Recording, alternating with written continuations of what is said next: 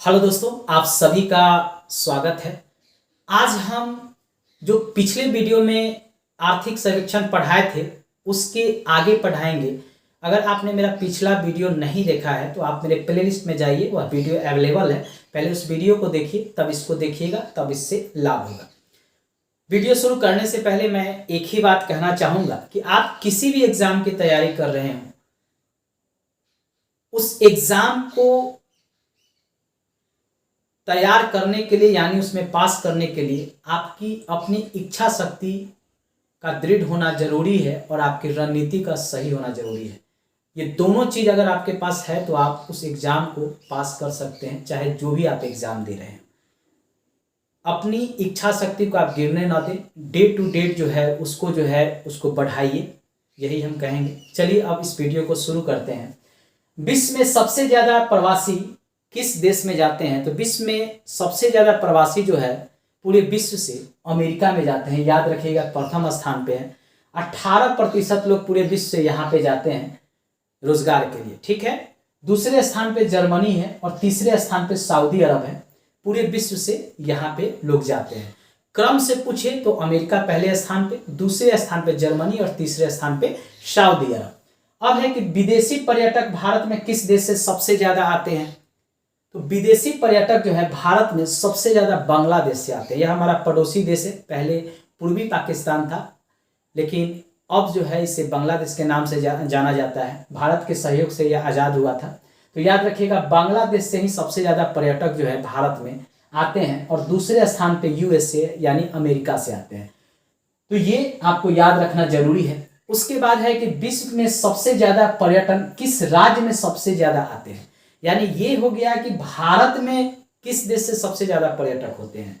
अब है कि किस राज्य में सबसे ज़्यादा पर्यटक पूरे विश्व से आते हैं, तो उसमें तमिलनाडु है। भारत का ये दक्षिण वाला भाग है, ये नीचे वाला भाग ये तमिलनाडु है। यही सबसे ज़्यादा जो है पूरे विश्व से पर्यटक आते हैं। दूसरे स्थान पे महाराष्ट्र है। महाराष्ट्र का ये क्षेत्र है, यह भी दक्षिण का ही राज्य है। तो सबसे ज़्यादा दूसरे स्थान पे महाराष्ट्र में पर्यटक आते हैं विश्व से। अब है कि जीडीपी में सबसे आगे कौन सा राज्य है? तो जीडीपी में सबसे आगे महाराष्ट्र है और दूसरे स्थान पे तमिलनाडु है और तीसरे स्थान पे यूपी है यानी उत्तर प्रदेश है। कभी कभी क्रम से भी ये पूछ देगा, तो आपको इस क्रम को भी याद रखना है। अब है कि प्रति व्यक्ति आय में सबसे ज्यादा किस राज्य का है? प्रति व्यक्ति आय तो गोवा का सबसे ज्यादा है और यह सिक्किम का। ये एक छोटा सा यहाँ पे जो है राज्य है गोवा, ठीक है। और सबसे ज्यादा प्रति व्यक्ति आय इसी का है और दूसरे स्थान पे सिक्किम का है। कभी कभी एग्जाम में प्रति व्यक्ति आय राज्य का भी पूछ लेता है, किसका सबसे अधिक है किसका सबसे कम है, तो यह भी आपको याद रखना होगा। सबसे कम पूछे कि प्रति व्यक्ति आय किसका है, तो वह है बिहार का और दूसरे स्थान पे जो है वह है उत्तर प्रदेश का। बिहार से सटा हुआ पड़ोसी राज्य है। तो याद रखिएगा, ये दोनों जो है उत्तर बिहार के राज्य हैं जहां सबसे कम प्रति व्यक्ति आय है। सबसे अधिक पूछे प्रति व्यक्ति आय में तो गोवा और सबसे कम पूछे तो बिहार। अब है कि सबसे ज्यादा गरीब राज्य कौन सा है जहां सबसे ज्यादा गरीबी है? तो छत्तीसगढ़ में 39% लोग गरीब हैं। बिहार का स्थान अगर केंद्र शासित राज्य को मिला के पूछे, राज्य और केंद्र शासित राज्य को मिला के पूछे तो 5वां स्थान है और केवल राज्य में पूछे तो चौथा स्थान है। इसको भी याद रखिएगा, राज्य में पूछे तो चौथा स्थान है। कभी कभी आपको कंफ्यूज कराने के लिए पूछ सकता है। अगर ओवरऑल पूछे केंद्र और राज्य को मिला के तो आप समझिए केंद्र शासित राज्य को मिला के और राज्य को मिला के तो 5वां है। अगर केवल राज्य में पूछे तो चौथा है। अब है पूरे भारत की गरीबी दर क्या है? तो 21.9% पूरे भारत की गरीबी दर है। यह याद रखिएगा, 21.9%। इस 9 को मत भूल जाइएगा। 21 ही, कभी कभी 21.9, 21.8, 21.7, 21.5 दे देगा तो उसमें कंफ्यूज हो जाइएगा, इसलिए इसको जरूर याद रखिएगा।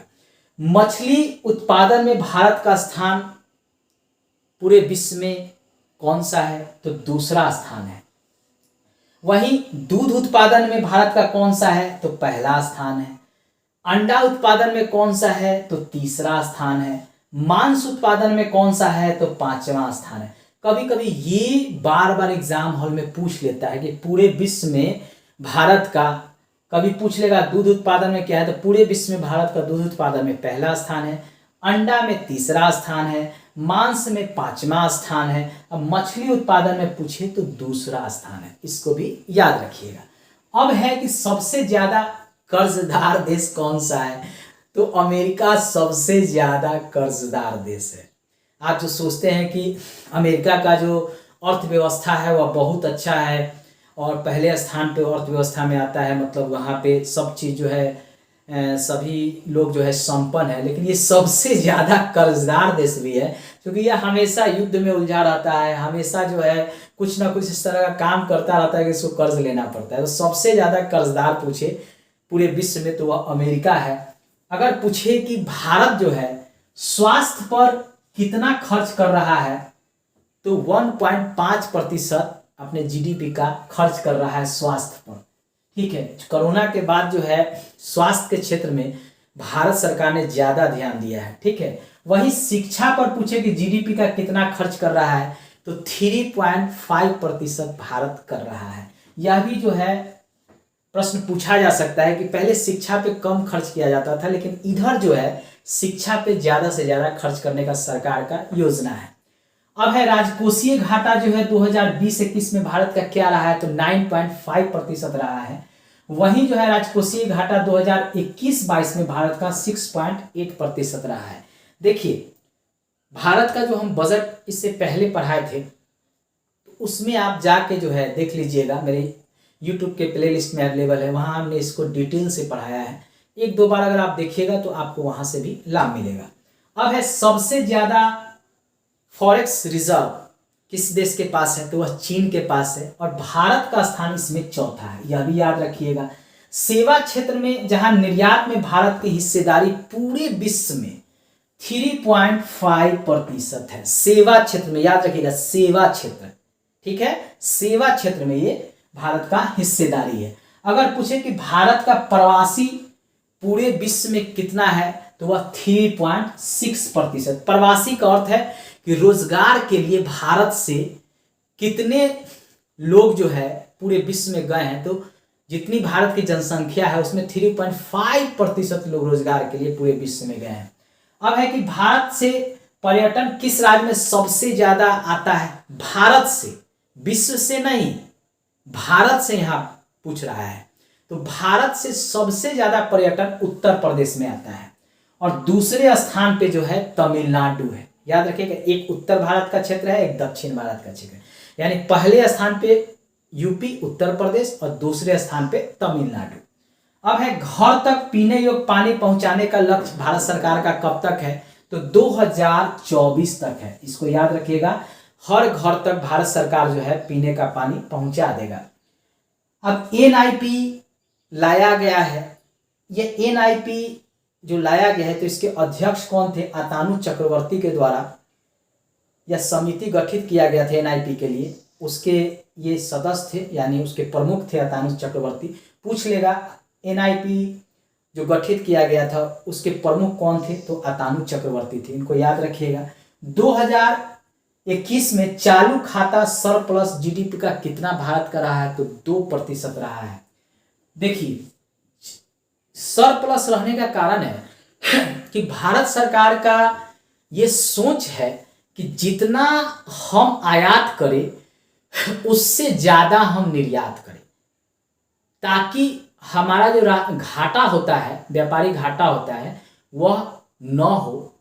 जिस देश का निर्यात और आयात, निर्यात जिस देश का सबसे ज्यादा रहता है और आयात जिस देश का सबसे कम रहता है, वह देश समृद्ध देश कहलाता है। ठीक है, तो भारत पहले जो है आयात अधिक करता था और निर्यात कम करता था। अब भारत सरकार का यह सोच है कि नहीं, हम निर्यात ज्यादा से ज्यादा करेंगे ताकि भारत में विदेशों से डॉलर अधिक से अधिक आए, भारत समृद्ध बने, और हम आयात कम करेंगे। तो यही है, बहुत दिन बाद ये देखने को मिला है। तो 2% रहा है जीडीपी का।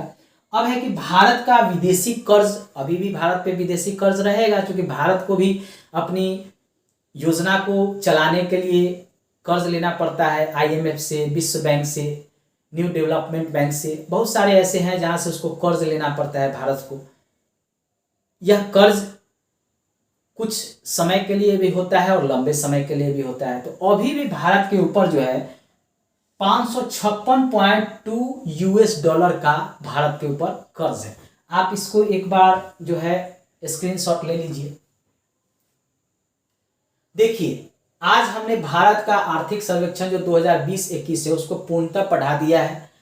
इसमें से अगर आप मेरा पहला वीडियो और दूसरा वीडियो को भी देख लें, दोनों मिलाकर देख लें, तो हम ये दावा करते हैं कि 67वीं BPSC में आपको 2 से 3 प्रश्न का लाभ हो जाएगा। बिहार दरोगा में भी आपको लाभ हो जाएगा।